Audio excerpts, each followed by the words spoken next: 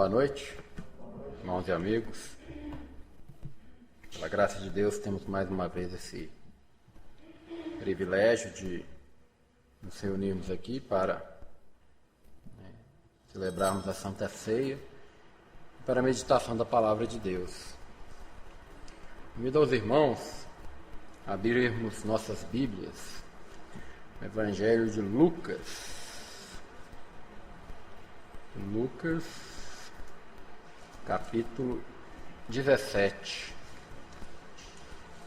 Evangelho de Lucas, capítulo 17.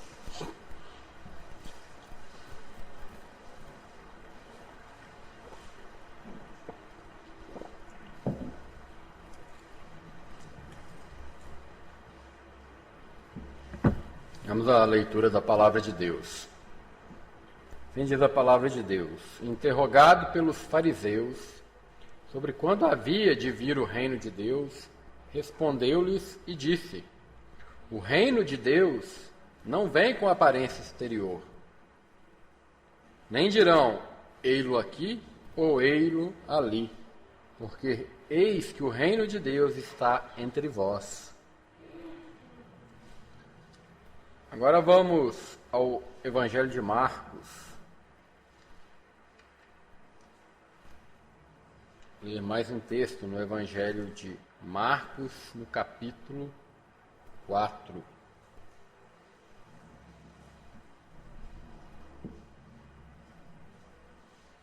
Marcos, capítulo 4, começando a partir do versículo 1. Diz assim a palavra de Deus: E outra vez começou a ensinar junto ao mar, e ajuntou-se a ele grande multidão, de sorte que ele entrou e assentou-se num barco sobre o mar, e toda a multidão estava em terra junto ao mar. E ensinava-lhes muitas coisas por parábolas, e lhes dizia na sua doutrina: ouvi, eis que saiu o semeador a semear. E aconteceu que, semeando ele uma parte da semente, caiu junto ao caminho, e vieram as aves do céu e a comeram. E outra caiu sobre pedregais, onde não havia muita terra, e nasceu logo, porque não tinha terra profunda. Mas saindo o sol, queimou-se, e porque não tinha raiz, secou-se. E outra caiu entre espinhos, e crescendo os espinhos, a sufocaram, e não deu fruto. E outra caiu em boa terra, e deu fruto, que vingou e cresceu. E um produziu 30, outro 60, e outro 100. E disse-lhes: quem tem ouvidos para ouvir, que ouça. E quando se achou só, os que estavam junto dele, com os 12, interrogaram-no acerca da parábola.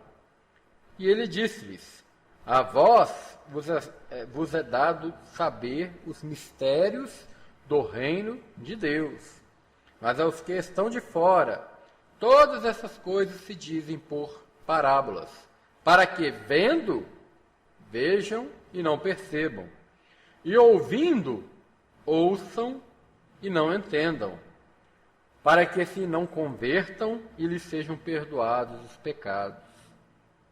E disse-lhes: não percebeis esta parábola? Como, pois, entendereis todas as parábolas? O que semeia, semeia a palavra. E os que estão junto ao caminho são aqueles em quem a palavra é semeada. Mas tendo eles a ouvido, vem logo Satanás e tira a palavra que foi semeada no coração deles. E da mesma sorte, os que recebem a semente sobre pedregais, que, ouvindo a palavra, logo com prazer a recebem, mas não têm raiz em si mesmos. Antes, são temporãos. Depois, sobrevindo tribulação ou perseguição por causa da palavra, logo se escandalizam.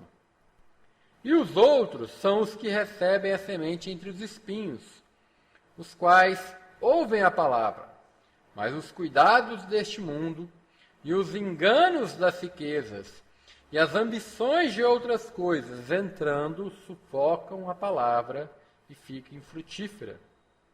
E os que recebem a semente em boa terra são os que ouvem a palavra e a recebem, e dão fruto, um a 30, e outro a 60, e outro a 100 por um. E agora ainda mais um texto para a nossa meditação em João, Evangelho de João, capítulo 12.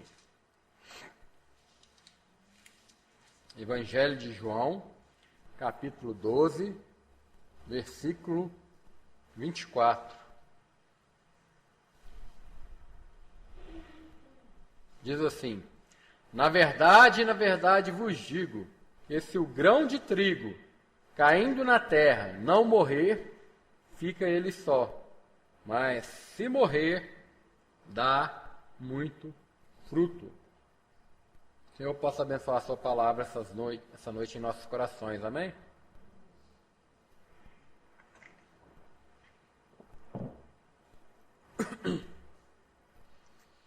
Semana passada, eu estive falando aqui com os irmãos, meditando aqui um pouco sobre a realidade de que nosso Senhor Jesus Cristo, Filho de Deus, se encarnou, se fez carne, veio a este mundo e habitou entre nós como um de nós, como um ser humano completo e perfeito, para a nossa redenção.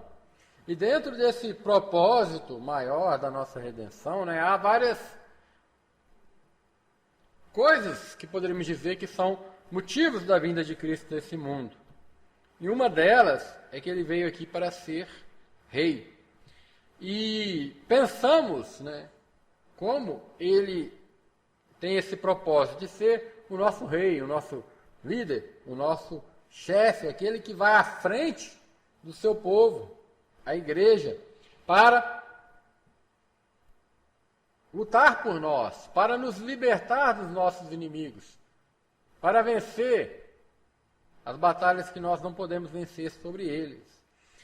Pensando, isso na verdade espiritual, de que Cristo, nos libertou do império das trevas, do domínio de Satanás, domínio esse que está espalhado neste mundo, não de forma visível, não de forma, talvez, como muitos poderiam esperar, na figura de um ser abominável, que está aí, talvez, torturando as pessoas fisicamente. Não, o domínio de Satanás, ele se estabelece neste mundo pelo pecado, por tudo aquilo que é contrário à lei de Deus, que desagrada, que traz o desprazer de Deus, e que nós, seres humanos, praticamos por nossa fraqueza, por nossa própria vontade. E fomos instigados a Satanás por isso, pois é por meio de desobedecermos a lei de Deus, é por meio de sermos pecadores, de sermos transgressores do mandamento divino, que nós nos tornamos escravos de Satanás. E é assim que ele estabelece o seu reino aqui nesse mundo. Mas falamos sobre a bendita verdade de que Cristo veio aqui para se fazer o nosso chefe, nosso líder, o nosso libertador, e nos arrancar das garras de Satanás, desse reino das trevas, para nos introduzir no seu reino de amor, o reino dos céus. Verdade preciosa, nas quais nós meditamos semana passada. Mas eu gostaria, junto com os irmãos e amigos aqui, de meditar um pouco mais ainda nessa verdade do reino de Deus, que nosso Senhor Jesus Cristo veio a esse mundo para o estabelecer. E esse mundo, desde então, está nesse processo de estabelecimento do reino de Deus, que nós sabemos que há de se consumar ainda um dia, quando o reino de Deus estará plenamente estabelecido nesse mundo. E Satanás e o seu reino plenamente derrotado. Mas gostaria de pensar com os irmãos um pouco sobre como é esse reino de Deus. Esse reino de Deus do qual Cristo tanto falou aqui nesse mundo. Nas suas pregações registradas na Santa Escritura, nos Evangelhos, por inúmeras vezes Cristo falou sobre o reino de Deus. O início da sua mensagem nos Evangelhos é exatamente essa: arrependei-vos, porque está próximo o reino de Deus. Então, o reino de Deus, ocupa lugar de suma importância no ministério de nosso Senhor Jesus Cristo. Ele veio para ser rei do reino de Deus, do reino dos céus, do reino que vem dos céus. Mas o que é esse reino? Onde ele está? Como ele se manifesta? Qual é a sua natureza, a sua característica? E com base nos textos que nós lemos hoje, vamos meditar um pouco nisso. O primeiro, nosso Senhor Jesus Cristo respondeu àqueles que o interrogaram, ali dos judeus, daqueles que não criam nele. Pois os judeus esperavam ansiosamente o reino dos céus, mas não conseguiam conceber o reino dos céus da forma verdadeira. Para eles, o reino dos céus era um rei enviado por Deus para os libertar ali dos seus opressores humanos e estabelecer na terra de Israel um reino terreno, glorioso, cheio de riqueza desse mundo. Era isso que eles queriam. Era só nisso que eles pensavam. Eles só viam coisas materiais. Falavam do reino dos céus, mas pensavam, na verdade, no reino dessa terra, desse mundo, dessa vida. E Cristo falou para eles: o reino de Deus, ele não vem com a aparência exterior. Lá em Lucas, capítulo 17, versículo 20, nós lemos isso. Ele diz: olha, o reino dos céus não é o que vocês pensam. Não é o que vocês procuram. Não é o que vocês desejam. Ele não é algo que vem com aparência exterior ou com observação exterior. Não é algo que possa ser visto com os olhos carnais. Porque ele não é desse mundo aqui. Ele é dos céus. Não é o reino da terra, é o reino dos céus. E nem vão dizer: olha, ele está ali, ele está aqui. Ele não tem uma localização geográfica. Mas Cristo diz: ele está entre vós. E aí fica essa pergunta, Então, do que se trata esse reino? Que não pode ser visto, mas existe. Não pode ser procurado, porque não tem localização nesse mundo aqui. Mas está no meio de nós. E a parábola que nós lemos fala um pouco sobre a realidade espiritual do reino dos céus. Lógico, é muito mais do que o que vamos falar aqui. Mas um pouco daquilo que nós, seres humanos limitados, podemos compreender, de verdades espirituais sublimes, foi nos revelado por nosso Senhor Jesus Cristo nessa parábola. Diz o texto de Marcos, capítulo 4, que ele, quando cercado novamente ali pela multidão, ele começou a lhes ensinar por parábolas. Parábolas são aquelas histórias contadas com coisas comuns dessa vida aqui, mas que têm um significado por trás das palavras. Elas são como analogias, são como exemplos dessa vida aqui para explicar coisas mais sublimes, de verdades espirituais. E nosso Senhor Jesus Cristo inicia essa parábola aqui, e é interessante. Nosso Senhor falou muitas parábolas a respeito do reino dos céus, e muitas vezes ele usou essa figura simples da semente. Outras parábolas, logo aqui na sequência do texto, vão falar sobre isso. O reino dos céus é como um homem que lança semente no seu campo. Outro, o reino dos céus é como a semente de mostarda. E essa comparação de Cristo é comum. O reino dos céus semelhante a uma semente. Mas aqui no texto ele diz, o reino dos céus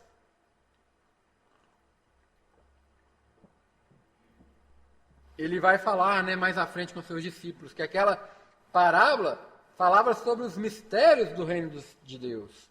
Ou seja, o reino dos céus, o reino que vem de Deus.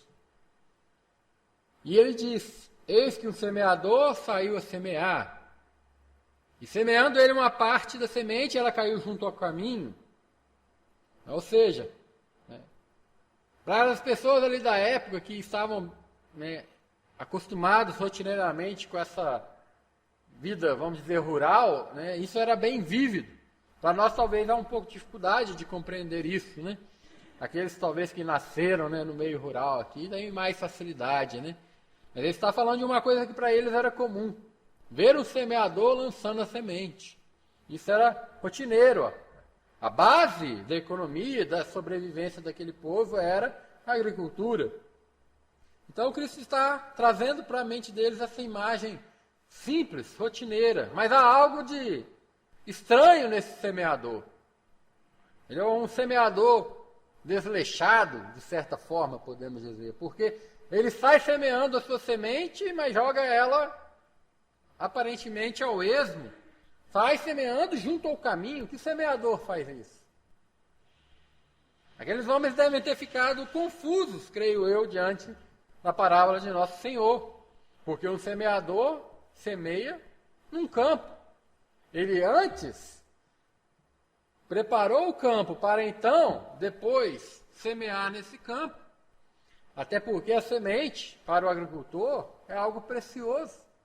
Ainda mais naquela época, você não tinha uma loja de agropecuária onde você podia comprar um saco de sementes e adubo e coisas desse tipo. Não, a semente era a parte da produção do ano anterior que era guardada para o ano seguinte. Era aquilo que a pessoa privou de consumir no ano anterior para poder semear e garantir o sustento do ano seguinte. Então ela era muito preciosa, tinha que ser aproveitada ao máximo. Mas esse semeador descuidado saiu a semear e semeou. Deixou cair parte da semente. Semeando, deixou cair parte da semente no caminho. E ali, a semente solta sobre o solo se tornou presa fácil das aves do céu, que vieram e a comeram. E ele continuou. E no seu aparente descuido, ele semeia sobre pedregais, uma terra cheia de pedras. Qualquer pessoa que tenha um mínimo conhecimento de agricultura sabe que o trabalho básico do agricultor numa terra que ele vai semear é remover as pedras, raízes de árvores e outras coisas do tipo, para que a terra fique mais fofa, mais preparada para ser semeada e produzir. Mas aquele semeador continua. Só que diz o texto que dessa vez a terra pedregosa, onde as sementes caíram, até permitiu que aquelas sementes ali escondidas entre as pedras não fossem comidas pelas árvores e elas brotaram. E rápido até. Mas logo que o sol saiu, queimou aquelas pequenas mudas, porque elas não tinham uma raiz profunda, pois não tinham onde estabelecer suas raízes, visto estarem em meio às pedras. E na sequência, aquele semeador deixa outras sementes caírem entre espinhos.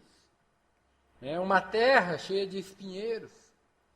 Semente não se semeia onde há outras plantas, ainda mais espinheiros, plantas nocivas como essas.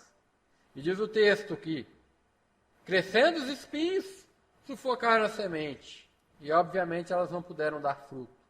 Porém, ao final, outra caiu em boa terra, que deu fruto, que vingou, que cresceu e mais, produziu. Alguns dando 30, a razão de 30 por 1, 30 grãos para cada grão semeado, outros à razão de 60, outros à razão de 100 por um. 100 grãos novos para cada grão daquele que foi semeado. Quem tem ouvidos para ouvir, que ouça, diz nosso Senhor Jesus Cristo. Senhor Deus, permita que todos nós hoje aqui tenhamos ouvidos prontos para ouvir. Não só esses ouvidos da carne, mas os ouvidos, né, do coração, da alma. Para ouvir e compreender sua santa palavra. Quando ele estava ali só com os discípulos, eles lhe perguntaram então o significado daquela parábola, pois eles também não conseguiram compreender. E nosso Senhor então aqui desvenda de forma bem simples o que cada figura daquela parábola representa. E aí vem a figura primordial de toda a parábola. Qual é a figura primordial dessa parábola? Alguns poderiam pensar, nossa, é o semeador, né? Mas se nós notarmos, não é. A figura primordial dessa parábola é a semente. Porque, diz o nosso Senhor Jesus Cristo, a semente é a palavra. Aquele que semeia, semeia a palavra. A semente aqui representa a palavra de Deus. Representa os ensinamentos de Deus, representa o Evangelho de nosso Senhor Jesus Cristo. E o que semeia, nosso Senhor Jesus Cristo nem perde tempo de explicar, porque não importa quem semeia, o que importa é o que está sendo semeado. Não importa se sou eu, ou o irmão Geraldo, ou o Nilo, ou qualquer um outro aqui que semeia. Não é isso que vai fazer diferença para o que vai nascer. Ah, vai nascer milho porque foi o lebre que semeou, mas se for o Nilo, nasce trigo. Não. Quem define o que há de nascer? É a semente. A semente define o caráter da colheita. E nosso Senhor Jesus Cristo aqui diz: a vós vos é dado saber os mistérios do reino de Deus.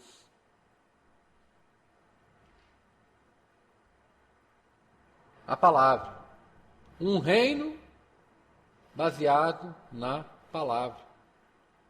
É interessante, muito interessante isso, porque nós estamos acostumados com os reinos deste mundo. Reinos baseados na força, no poder, na riqueza. Mas o reino de nosso Senhor Jesus Cristo não é dessa natureza. Quando Cristo escolhe seus discípulos, podemos ver isso até no capítulo anterior do Evangelho de Marcos, diz que ele escolheu 12 para que fossem pregar. O nosso Senhor Jesus Cristo, Rei, escolhe 12 assessores, digamos assim, seus 12 ministros, digamos, dessa forma. E eles tinham qual incumbência? Conseguir dinheiro. Serem chefes militares? Não. Eles tinham que pregar. Né?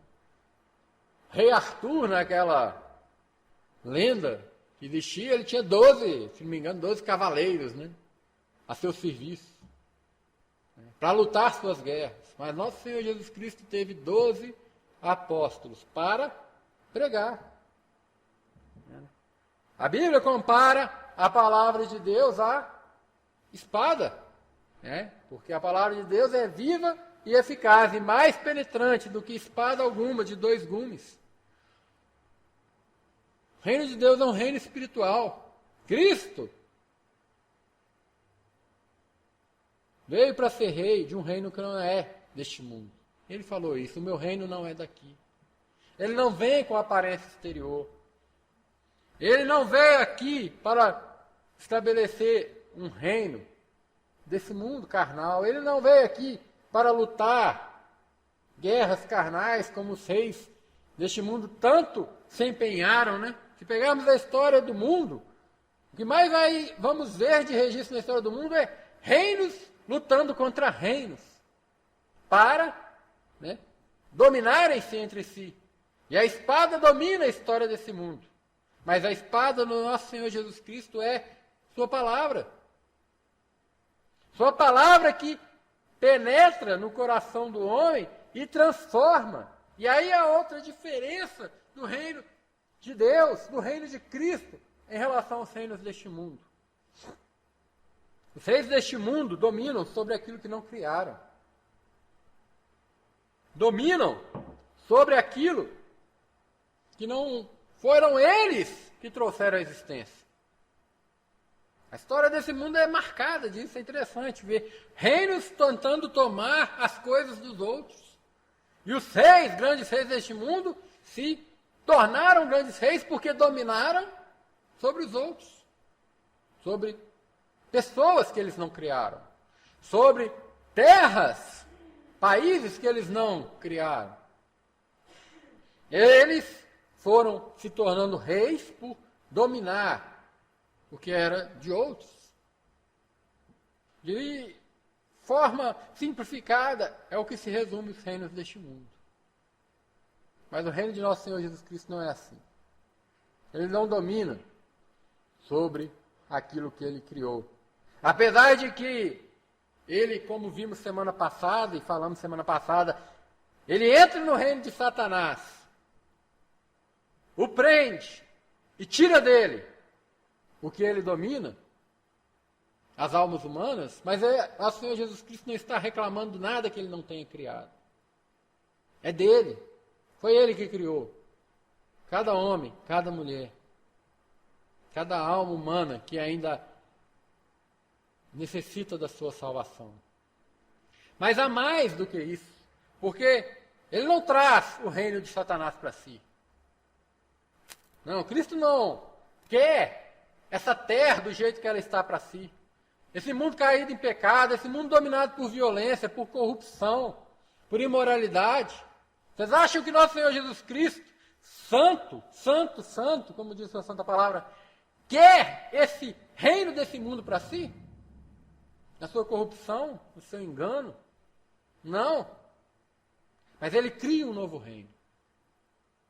Por sua palavra, uma semente bendita, um novo reino brota. Um reino de paz, de santidade, de amor, de justiça. E as almas humanas perdidas são resgatadas do reino de Satanás, não para um reino melhorado desse mundo, não para um reino reformado nesse mundo, não para um reino que mudou de gestão, que mudou de domínio, não. Nós somos chamados para um novo reino, totalmente diferente, produzido, gerado pelo poder da palavra de Deus. E não tem nada a ver com essa terra corrompida. A palavra de Deus nos diz que esse mundo está reservado para o fogo, para o dia do juízo. Mas ele também nos diz que nós esperamos, nós que já estamos em Cristo, pela graça de Deus temos essa bendita salvação em Cristo Jesus. Esperamos novos céus e nova terra em que habita a justiça. Um novo reino, novo em tudo. Nesses novos céus e nova terra que esperamos, mas também novos cidadãos desse reino. Pois o que a palavra está produzindo ao longo dos anos é isso. São cidadãos para o reino dos céus, pessoas transformadas. Pessoas, na definição do próprio Cristo, né? Nascidas de novo. Antes eram corrompidas pelo pecado, agora transformadas. E é esse o propósito de Deus para cada um de nós, crentes em Cristo Jesus. Que nós deixemos para trás o que é do homem velho, o que é do reino de Satanás, e avancemos para as coisas novas do reino de Cristo, que brotam em nós, que são geradas em nós pelo poder da sua santa palavra. E isso, irmãos, nós temos que entender. O que da nossa natureza normal humana nós carregamos desde que nascemos é as coisas desse mundo corrompido. A nossa tendência ao orgulho, nossa tendência à ira, nosso desejo de ser melhor que os outros, nossa vontade de estar acima dos outros. Né? E esses sentimentos, que às vezes nós podemos tratar como menores, são a causa de todos os males do mundo. Por que há violência? Por que as pessoas se matam? Por que as pessoas roubam? Por que tantas vezes falamos mal dos políticos? Mas o que leva eles a serem corruptos? Senão o desejo de serem mais. Senão a vontade de estarem por cima. Senão acharem que são melhores do que os outros. O pecado reside nos sentimentos mais simples. E ele se manifesta de várias formas, algumas grotescas, outras nem tanto, mas ele reside nos sentimentos mais simples, que brotam do coração do homem. Nosso Senhor Jesus Cristo fala isso nos seus ensinos também. Se não me engano, Mateus capítulo 15, versículo 18, ele diz: mas os que saem da boca procede do coração, e isso contamina o homem, porque do coração procedem os maus pensamentos, mortes, adultérios, prostituição, furtos, falsos testemunhos, que é a mentira, e blasfêmias. Tudo isso vem do coração, brota de pequenos sentimentos que nós consideramos inofensivos, sentimentos maus na nossa natureza humana corrupta. E Cristo veio para mudar isso. Sua palavra veio para mudar isso. Ela veio para germinar em nossos corações e produzir um fruto bom, um fruto digno, transformar nossas mentes, transformar nossa maneira de pensar, de agir, de ser, transformar o que nós somos, nos transformar em novas criaturas. Porque se alguém está em Cristo, nova criatura é. As coisas velhas já passaram, eis que tudo se fez novo.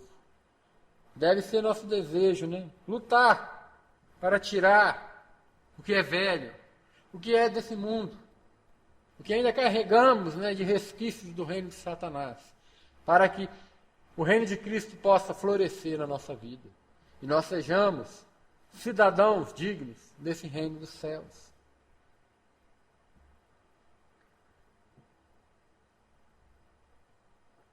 E é interessante ainda nessa parábola ver que cada tipo de solo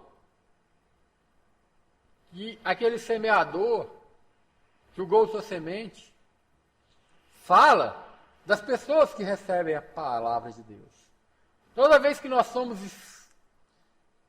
expostos à palavra de Deus, seja por lê-la, seja por ouvir uma pregação, nós somos receptores da palavra de Deus. E a pergunta que fica é: que tipo de solo nós seremos? Que tipo de solo nós somos para a palavra de Deus? Um solo bom, um solo preparado, um solo pronto a produzir? Ou um solo incapaz? E é interessante, né, como nosso Senhor Jesus cria cada representação ali e mostra as coisas que fazem os homens rejeitar a palavra de Deus e deixá-la de lado. E quando expostos ao Evangelho, recusá-lo. E sabe o que isso significa? Recusar o Evangelho? Recusar o reino de Deus. Se recusar a entrar no reino de Deus, dizer para Deus: olha, eu não quero o seu reino.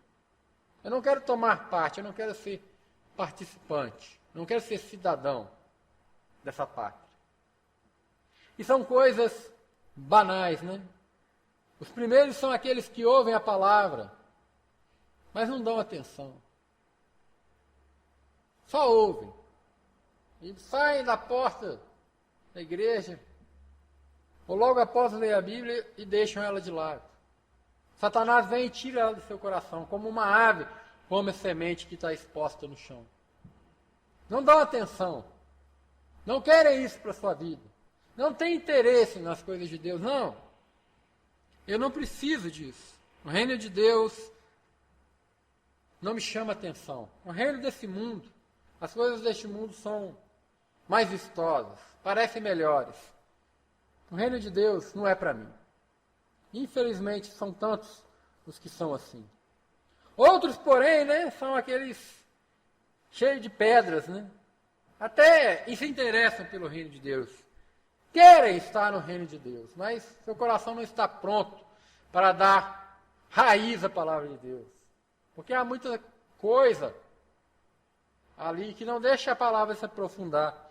E diz o texto, diz nosso Senhor Jesus Cristo, tão logo vem uma tribulação, tão logo vem uma prova, tão logo vem um momento difícil, ou uma perseguição, logo deixa aquilo de lado. Não.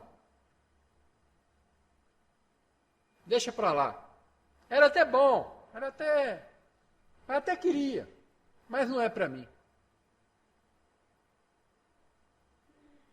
Outros são as que recebem entre espinhos, E o texto é claro, os cuidados deste mundo, os enganos das riquezas e as ambições de outras coisas entrando, sufocam a palavra e fica infrutífera. Quantas pessoas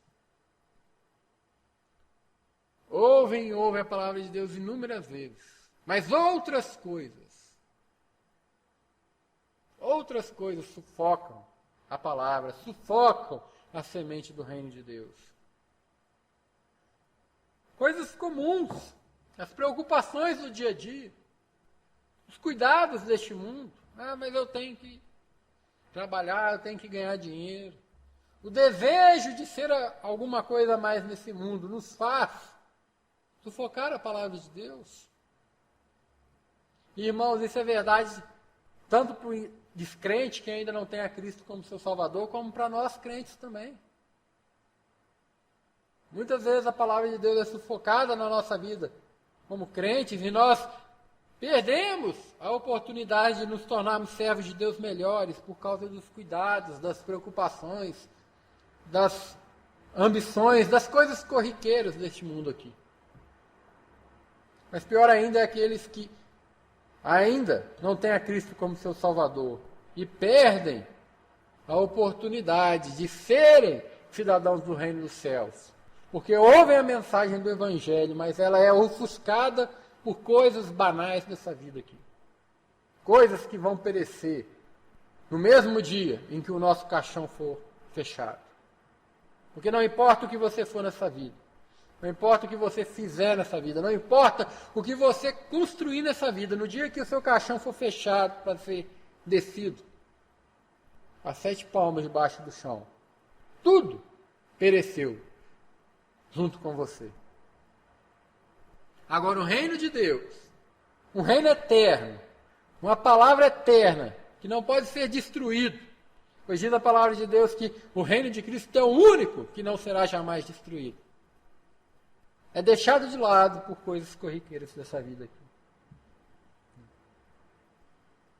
Mas, por que estamos mais uma vez aqui semeando a palavra de Deus? Porque nós somos chamados a semear, a julgar a semente por onde quer que for. Porque um dia ela vai encontrar uma terra boa, uma terra preparada para receber essa santa palavra de Deus, para produzir frutos de honra e glória ao nome de Deus, para produzir filhos de Deus, servos de Deus, cidadãos do reino dos céus. E que hoje hajam pessoas aqui com o coração pronto para receber essa palavra. E que palavra bendita é essa? Que semente bendita é essa que nós tanto falamos e que muda a história do ser humano, que muda o destino eterno do ser humano? Está lá naquele último texto que lemos no início da nossa reunião. João, capítulo 12, versículo 24. Na verdade vos digo que o seu grão de trigo, caindo na terra, não morrer, fica ele só, mas se morrer, dá muito fruto. Nosso Senhor Jesus Cristo, ele é a própria semente do Evangelho. E ele se compara aqui à semente, pois ele diz aqui que se ele não morresse na cruz, ele não produziria fruto nenhum, mas morrendo na cruz, ele iria produzir. Nós falamos que o reino de Satanás é caracterizado pelo pecado. E já o reino dos céus é o reino onde o pecado não entra. E o pecado, algo que está fora de moda, mas é uma realidade espiritual. Quando nós falamos de Deus, nós estamos falando de um ser que é perfeitamente santo. Não há mácula no ser de Deus. Diz a palavra de Deus que ele é tão puro de olhos que não pode contemplar o mal. O pecado, seja nas suas formas mais descaradas, homicídios, adultérios, roubos, mentiras, ou seja nas suas formas mais escondidas, ele desagrada a Deus. Nos sentimentos mais escondidos do nosso coração, de orgulho, de maldade, de maus intentos, ele desagrada a Deus. E Deus que conhece os corações não pode tolerar o pecado. E só há um remédio para o pecado. E esse remédio é a cruz de Cristo. E o evangelho da cruz de Cristo, de que nosso Senhor Jesus Cristo morreu numa cruz para pagar o preço dos nossos pecados, para que nós pudéssemos ser livres dele, é a verdadeira semente do evangelho. E a única coisa que pode produzir nos homens transformação, a única coisa que pode produzir no coração humano frutos eternos, é a única coisa que faz germinar novos cidadãos, novas pessoas, que faz o homem nascer de novo para poder ser um cidadão dos reinos de Deus. Porque como nosso Senhor Jesus Cristo ensinou, aquele que não nascer de novo não pode ver o reino de Deus. E nascemos por essa semente bendita, a verdade da cruz de Cristo. Um Salvador maravilhoso, que se entregou por nós, na ceia cantamos tanto sobre o amor de Deus, em dar seu Filho para morrer por nós, para fazer aquilo que nós não conseguimos fazer, pagar aquilo que nós não poderíamos pagar, e assim nos dar esse caminho para os céus. Que o Senhor abençoe a sua palavra em nossos corações essa noite. Amém?